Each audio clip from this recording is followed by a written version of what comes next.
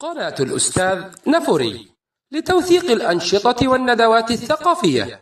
كل ما هو جديد ومفيد عن الأدب والشعر العربي. لا تنسوا الاشتراك في القناة وتفعيل زر الجرس ليصلكم كل جديد. On passe à le jeune lecteur de Mzébéli. Qu'est-ce qui va commencer?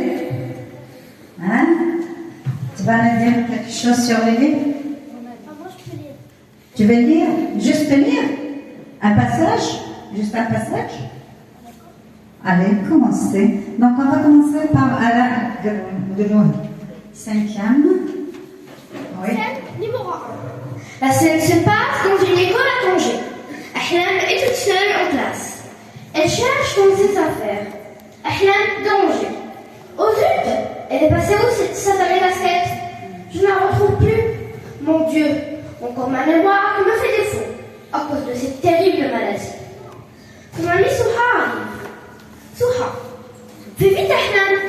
Tu es très en retard. La séance de sport va commencer dans quelques instants. Dépêche-toi, si tu ne veux pas être grondé par le prof. Ahlam stressé. J'arrive. Tu sais très bien que je ne le fais pas exprès. À cause de ma maladie, je ne peux ni me concentrer, ni me rappeler où est-ce que je posais mes affaires. Vas-y, son bon. Souha quitte la classe. Ahlam s'apprête à sortir. Sa casquette à la main, quand soudain un bel homme, svelte et barbu, vêtu d'un carton rouge, d'un joli burnous et d'un turban blanc, sort de derrière la bibliothèque. Ahlam le dévisage prudemment, mais en observant ses vêtements, la jeune écolière a une idée. Bonjour, monsieur. Vous êtes sûrement le nouveau prof de théâtre. Notre enseignante d'arabe nous a beaucoup parlé de vous. On a tous hâte de faire votre connaissance. Ce qu'il est chouette, votre déguisement de bédouin. L'homme contemple Ahlam un instant, puis le répond en souriant. Bonjour, belle demoiselle. Il y a une part de vérité dans ce que tu dis. Tu as sûrement entendu parler de moi. Je suis le voyageur musulman, le plus connu de l'histoire d'arabe. Mes voyages ont été traduits en allemand, en anglais et en français. Mon récit de voyage a consacré un genre littéraire, à part entière, la rihla.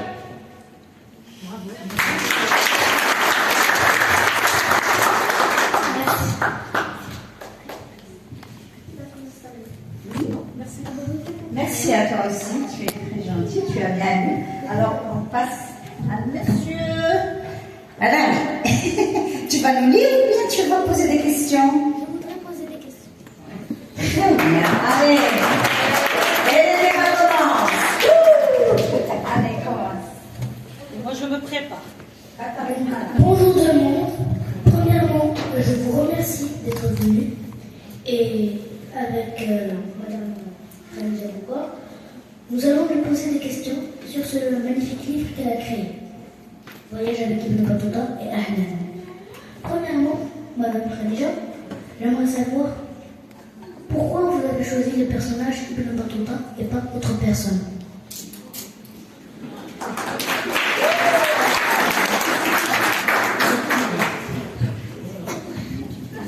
C'est une question très difficile. Alors, pourquoi j'ai choisi Ibn Battuta? Parce que quand j'étais petite, par hasard, en histoire, la prof nous a donné un texte qui parle d'Ibn Battuta. Et le passage où Ibn Battuta est parti en Inde.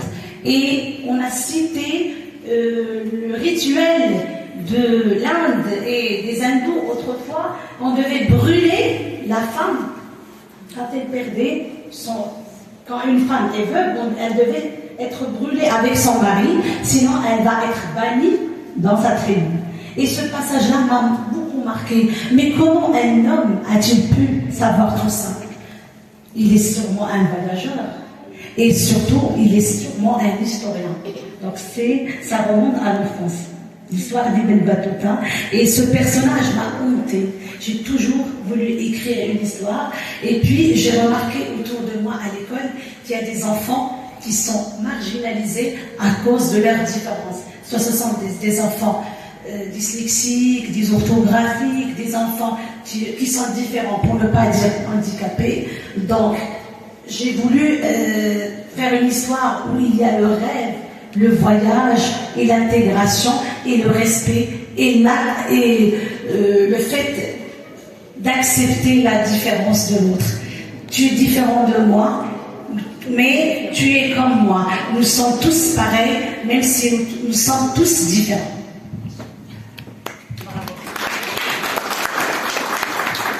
Merci beaucoup, Madame Khadija. J'ai plein d'autres questions. Oui, mais pas trop. Deuxième question. Oui, allez-y. Pour cette histoire, vous avez décidé d'expliquer quelques mots. J'ai remarqué. Oui. Pourquoi n'avez-vous expliqué tous les mots? Parce que j'ai remarqué qu'il y avait des mots qu'on ne comprenait pas, qui étaient expliqués, et quelques-uns non. J'aimerais comprendre si vous vouliez que nous apprenions par nous-mêmes, ou bien juste une idée. Oui, effectivement, il y a des mots que j'ai expliqués, surtout des mots en darija. Alors, l'idée, c'est que le livre voyage, qu'il parte dans d'autres pays et que notre darija soit vulgarisé partout dans le monde. Par contre, il y a des mots qui sont difficiles en français et j'ai fait exprès de ne pas les expliquer pour que vous ayez la curiosité d'aller feuilleter un dictionnaire et de chercher l'explication. Donc c'est prémédité. Incroyable.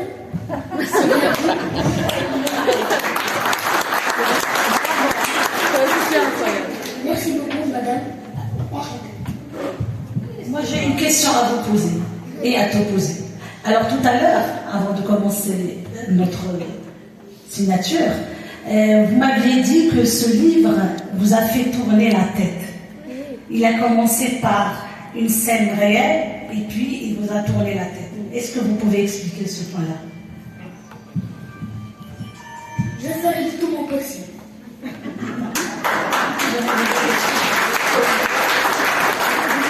Premièrement, la scène a commencé normalement. Il y avait une petite fille qui était stressée parce qu'elle était en retard.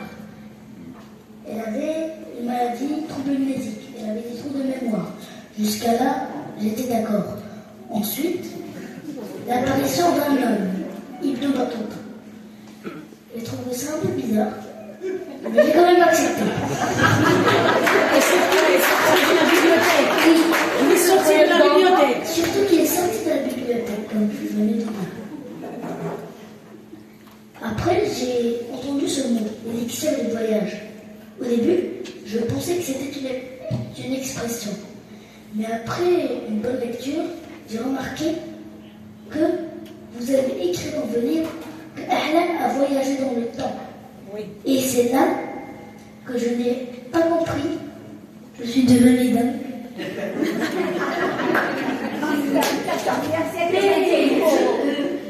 Je voudrais vous dire merci beaucoup, parce que ce sentiment m'a beaucoup plu, m'a permis d'ouvrir un autre passage vers une imagination infinie.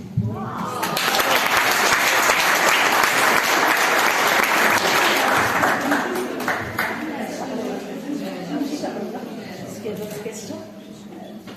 Oui, pour les autres. On passe. Qu'est-ce qui veut prendre la parole?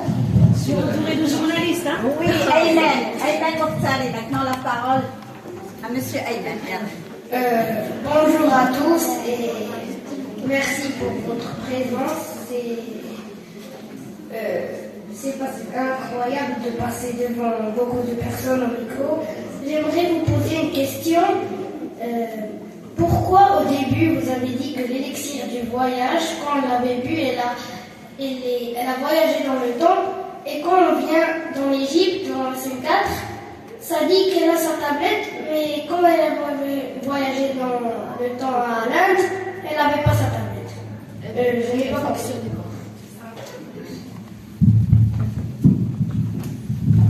Quand elle est partie en Égypte, elle a rencontré la conteuse Nat Bleu. Mais quand elle a voulu filmer avec sa tablette la scène de Nat Bleu, elle n'a pas pu. Pourquoi? Parce que Ibn Battuta et Ahlam ont voyagé dans le temps, ils sont partis au XIVe siècle. Mais moi, je voulais faire ce va-et-vient dans le temps.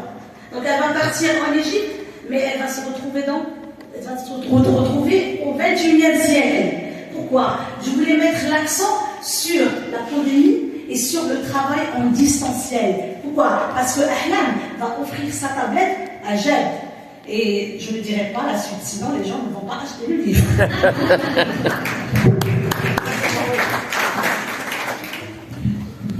J'aimerais vous poser une deuxième question. Avez-vous déjà voyagé dans l'un de ces pays ou bien, je ne sais pas, mais si vous avez voyagé, qu'avez-vous fait? J'ai voyagé. C'est bon? C'est bon? Oui. Alors, je ne suis jamais partie en Inde, mais grâce à Ibn Battuta et Ahlam, j'ai voyagé dans mon imagination. Parce que moi, je suis une personne qui est la plus jointe. J'adore voyager dans le temps, j'adore voyager dans l'imaginaire, et j'adore laisser libre cours à mon imagination et libérer la petite fille gamine espiègle qui sommeille en moi. Merci beaucoup à tous. C'est bon, j'ai posé assez de questions et merci pour votre attention. Merci à vous. Vous avez des questions à poser?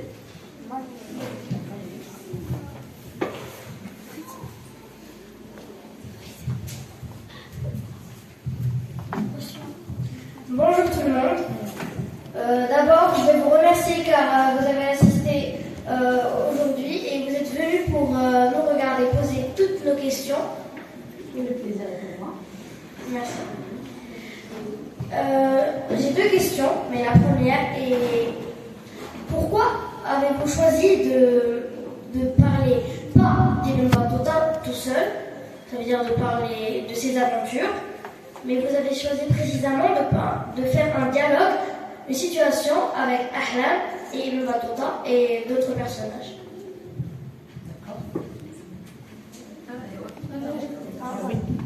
Alors, si j'avais choisi Ibn Battuta tout seul, vous allez vous ennuyer. Vous êtes les enfants de l'Internet, de la technologie. Donc, vous avez envie de voyager, vous avez envie d'imaginer.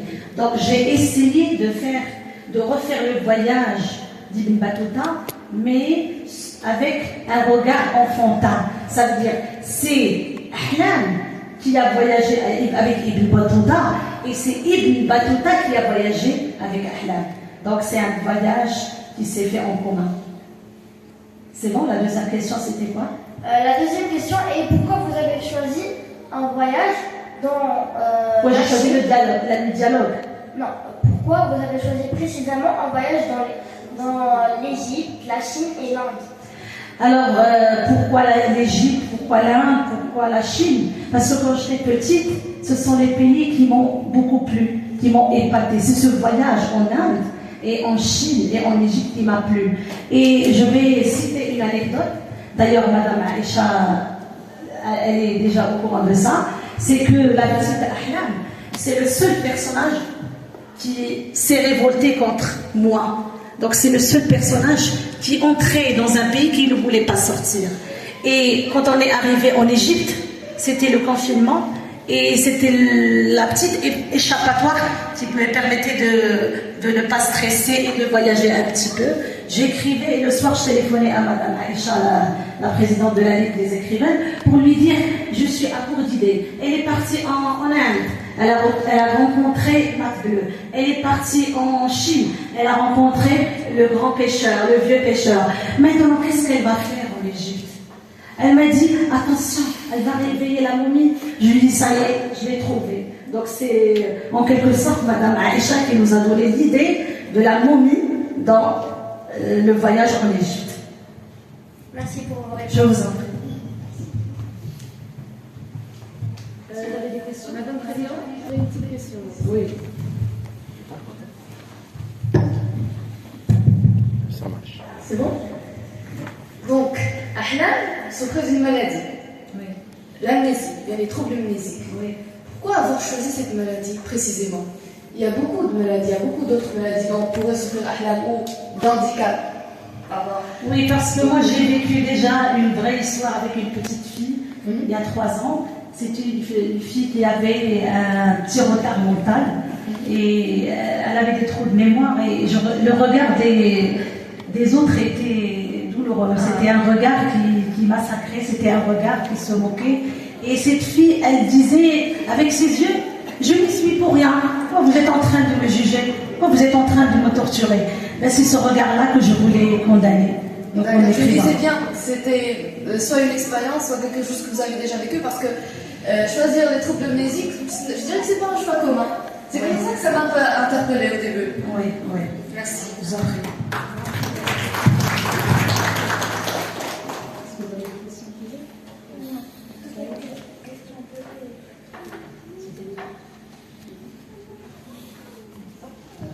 Bonjour tout le monde. D'abord, je voudrais remercier l'écrivaine Khadija Bouka à écrire ce livre qui est plein d'informations. Ma première question est comment vous avez eu l'imagination pour imaginer ce livre? Pourquoi j'ai pensé à Ahlam? Ahlam, elle a beaucoup de choses. J'ai beaucoup de choses en commun avec Ahlam. C'est une rêveuse comme moi. Et c'est une fille qui essaie de, parfois quand elle a beaucoup de problèmes, elle essaie de s'échapper de ses problèmes en rêvant, en écrivant. C'est aussi une écrivaine, c'est ce que j'ai cité dans le livre. C'est une écrivaine. Ça veut dire quoi? Que si vous avez un problème, et si vous avez un enfant qui a des difficultés, essayez de positiver ce qui est bien en lui. Comme ça, vous allez pallier ces lacunes et trouver une solution à ces problèmes. C'était ça, c'était un message pour dire qu'un enfant, s'il a un handicap, il peut avoir d'autres atouts. Ma deuxième question est que vous avez cité le coronavirus dans votre livre. Est-ce que c'était pour dire aux gens qu'il faut toujours être prudent contre cette terrible maladie? Oui, moi j'ai cité le coronavirus et j'ai cité comme quoi, ça y est, on est en train de dépasser la maladie, on a trouvé le vaccin et puis Ahlam a parlé de la mort de ses grands-parents et Ibn Battuta aussi a parlé de la mort de sa maman qui a été emportée par la peste. Donc pour vous dire que la pandémie c'est pas nouveau au Maroc, donc nos arrière-grands-parents ont vécu ça. Et je voulais aussi mémoriser ça. Peut-être qu'après 10 ou 20 ans, il va y avoir des enfants qui vont dire « Ah tiens, il y avait une pandémie qui s'appelait le coronavirus ». C'est juste pour mémoriser l'instant. Merci d'avoir répondu à mes questions. Je vous en prie, c'est moi qui vous remercie énormément. C'est une question un peu générale. Ce n'est pas sur le livre précisément. Pourquoi vous avez choisi le théâtre? Pourquoi ne pas avoir écrit des romans, des nouvelles? Pourquoi vous êtes penché sur le théâtre exactement? Pourquoi le théâtre? Parce que c'est le théâtre qui m'a choisi. Moi, quand j'étais petite, j'étais une grosse timide. Donc, c'est vrai qu'à la maison, j'étais très épanouie, je pouvais parler, mais en classe, je ne pouvais pas prendre la parole comme vous maintenant. Donc, je suis restée timide jusqu'à ce que j'ai intégré l'enseignement et j'ai découvert ce monde magique qui est le théâtre. J'ai découvert au lycée, j'ai découvert le théâtre de Molière et je me suis penchée sur la littérature française, sur le théâtre français et j'ai commencé à jouer des scénettes avec les enfants et à faire des formations et le choix était comme ça. Ça est sorti tout seul, donc c'est des scénettes de théâtre. Moi aussi j'étais timide quand j'étais petite. Vous ne pouvez pas prendre la parole en public. Oui, c'était ça. Donc le théâtre, ça permet d'approcher l'autre sans gêne, d'outrepasser sa timidité. Merci. Il y a une autre intervention? Tu es timide? On est là pour vaincre la timidité. Tout le monde était timide. Non, non. Quelqu'un qui n'a pas parlé. Tu n'as aucune question? Alors, le livre t'a plu? Qu'est-ce que tu peux dire sur le livre? Essaye de parler. Avant de parler sur le livre, je remercie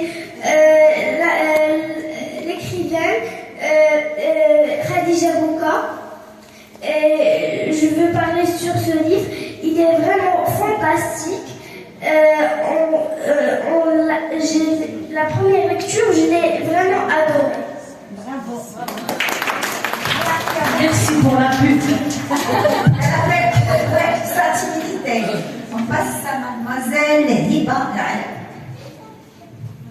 Voilà, je voudrais d'abord remercier tout le monde qui est venu aujourd'hui nous encourager. Je voudrais poser une question à l'écrivaine. Je voudrais savoir comment vous avez commencé l'aventure d'écrivaine. Oui, alors écrire, ça remonte à l'enfance. Donc j'écrivais, mais je mettais de côté tout ce que j'écrivais. Ça veut dire j'ai écrit une petite histoire à l'âge de 8 ans. Ça parlait du bonheur. Ensuite, la deuxième nouvelle, je l'ai écrite à l'âge de 11 ans. Ça parlait de la pauvreté, de la famine. Et puis, quand j'ai intégré l'enseignement, à part ça, donc j'imaginais à la faculté que j'étais une journaliste et j'interviewais des personnalités, des célébrités très connues au monde. Et puis est venue l'expérience de l'enseignement. Donc, je faisais du théâtre scolaire avec les enfants. Je travaillais avec des livres européens et je trouvais parfois, je tombais sur des textes qui ne sont pas conformes à nos mœurs et à nos traditions.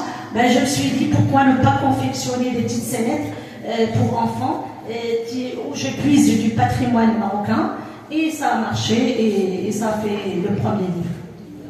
Merci. Je voudrais vous poser une deuxième question. Je voudrais poser la question qu'est-ce qui vous a amené à changer de sortir de l'ordinaire des histoires et de présenter votre histoire sous forme de pièces théâtrales? Oui, justement, je me dis que maintenant, avec la technologie et la mondialisation, les enfants s'ennuient rapidement. Donc, quand ils vont lire, jouer et bouger, parce que vous avez la bougeotte, vous bougez comme moi. Donc, si vous allez théâtraliser, vous allez d'abord lire, ensuite vous allez comprendre, ensuite vous allez passer pour jouer. Quand vous passez pour jouer, on va faire d'une pierre deux coups. Vous mémorisez et vous jouez. Et le jeu, il est bien, que ce soit pour les grands, que ce soit pour les petits. D'ailleurs, le premier livre, ça s'appelle Silence on joue. Ça veut dire, venez nous écouter. Venez nous voir en train de jouer. C'est bon? Merci beaucoup. Je vous en prie. Juste un petit mot pour marquer votre présence. Une question, d'accord. J'ai une petite question. Oui. Quelle est votre scène préférée dans cette histoire et pourquoi? Alors, ne le dites à personne. C'est l'Égypte. Pourquoi? Parce que Ahlam, elle va faire une mauvaise blague à Ibn Battuta. Il va y avoir un petit garçon de votre âge qui s'appelle Jeb. Et ils vont jouer et danser et faire du rap. Et il va y avoir le jeu théâtral. C'est-à-dire ils vont danser, ils vont jouer et ils vont poser un piège à Ibn Battuta. Donc, nous avons toujours l'habitude de voir Ibn Battuta dans les histoires. C'est quelqu'un de respectable, c'est quelqu'un qui est fier, courageux.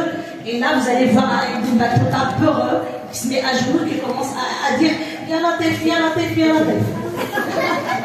D'accord, merci. Pose la question.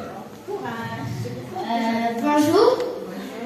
En fait, je tiens à remercier l'écrivain Khadija Bouka d'avoir écrit ce magnifique ouvrage qui montre d'une manière imprécise les méfaits de l'harcèlement sur la personne. C'est pour cela que j'ai admiré votre travail qui est, je sais pas, d'une haute qualité. Et je voudrais vous poser une question. De tous vos livres, quel est le livre qui vous a vraiment touché et que vous avez aimé?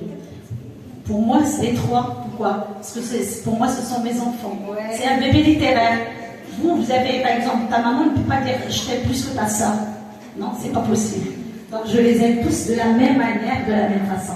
Peut-être qu'au début, le premier, j'étais un petit peu, j'avais des difficultés, mais le deuxième, je me suis améliorée, le troisième, encore plus, et Inch'Allah, pour le 4e, le 5e et les futurs livres, je suis en train de perfectionner mon travail. Bravo. Alors maintenant, on passe. Est-ce que vous avez une question? Vas-y.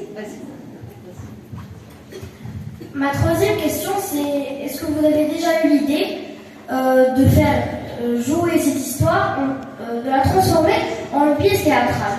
Oui, justement, c'est une école à Saleh Jadida, Madame Sabouch. Ils l'ont programmée comme lecture suivie et la prof est en train de la théâtraliser pour préparer pour la représentation de fin d'année. Donc, si le livre, ce sont des scénettes, ou bien une scène de théâtre, si elle n'est pas théâtralisée, à quoi bon ça sert de l'écrire? Donc la théâtralisation, moi je dis que l'auteur, il est très fier, il est très, très content quand il voit les personnages qui sortent du papier pour devenir réels. Et aussi, est-ce que dans les prochaines histoires que vous allez écrire, vous allez toujours rester basé sur l'enfant? Oui. Alors l'enfant et le regard de l'enfant qui se porte sur l'adulte. Pourquoi? Parce que à travers ce regard-là, on comprend beaucoup de choses.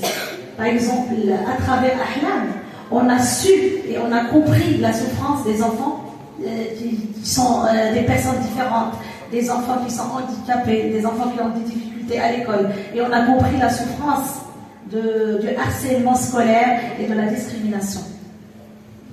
Ma dernière question, c'est que pensez-vous des gens qui disent que nous, les personnes normales, on est plus meilleurs que les personnes en situation de handicap?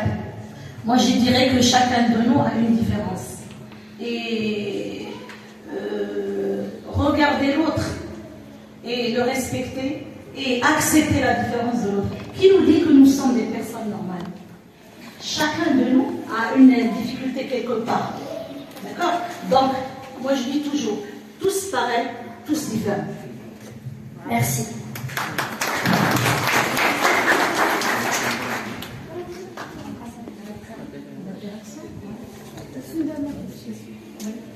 Oui, c'est ça.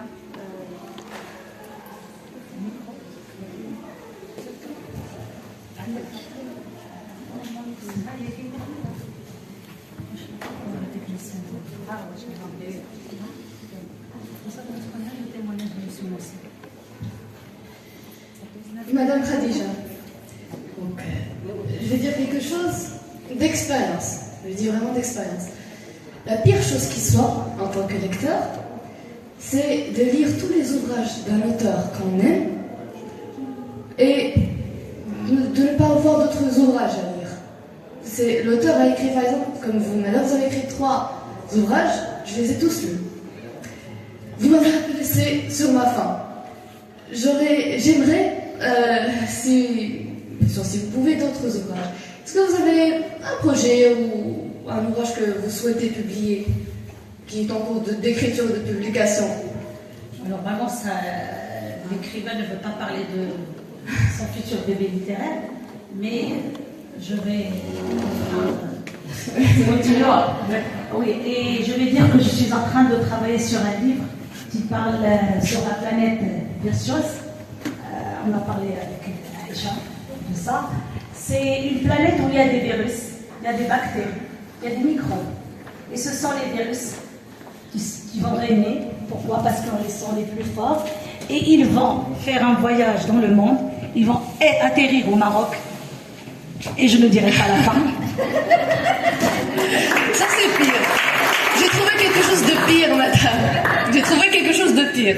C'est ce que vous venez de faire maintenant. Madame Khadija, Oui. moi, je ne vais pas vous poser une question parce que je n'ai pas encore lu votre livre, mais Inch'Allah, je vais le lire parce que vraiment, je veux connaître l'histoire d'Ahlam avec Ibn Battuta. Vous aurez votre livre. Vous aurez. En fait, pourquoi avoir un jour là-bas? Je suis très honorée de votre présence. Pourquoi avoir intégré des choses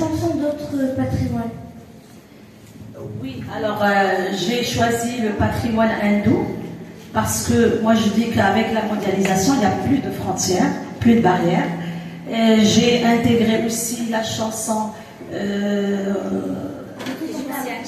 égyptienne, le Tertib, et j'ai intégré une chanson de Toutankhamon.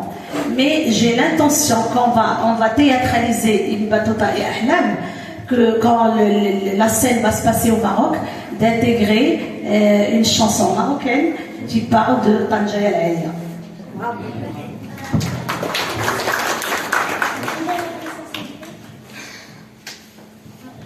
Ils sont durs, ces enfants-là. Ah oui, c'est pas facile. Madame, j'ai une dernière question à vous poser. Oui. C'est par exemple, quand vous avez écrit votre ouvrage, vous avez eu cette idée, par exemple, à chaque fois que, par exemple, Ahlam elle voyage, quelqu'un lui raconte un conte, une fable, une chanson. D'où vous avez eu cette idée? Ouais, juste, je voulais dire que dans le patrimoine de chaque pays, il y a les fables, il y a le conte, il y a la chanson, il y a le proverbe, il y a la blague aussi. Donc j'ai essayé de diversifier le patrimoine culturel de chaque pays.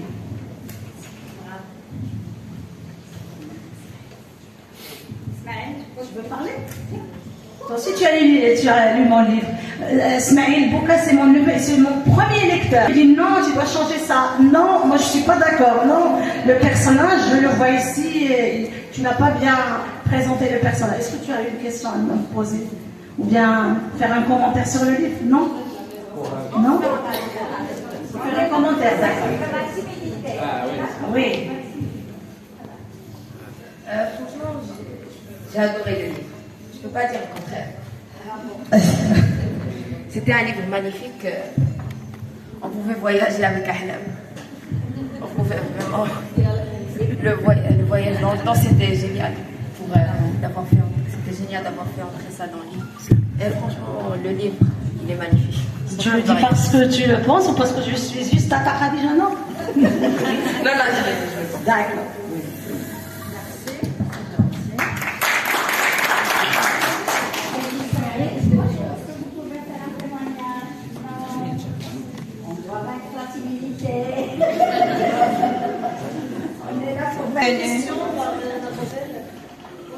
Il y a d'autres questions?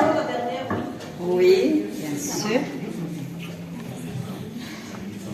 On passe à un commentaire. J'ai beaucoup aimé cette histoire et je voulais demander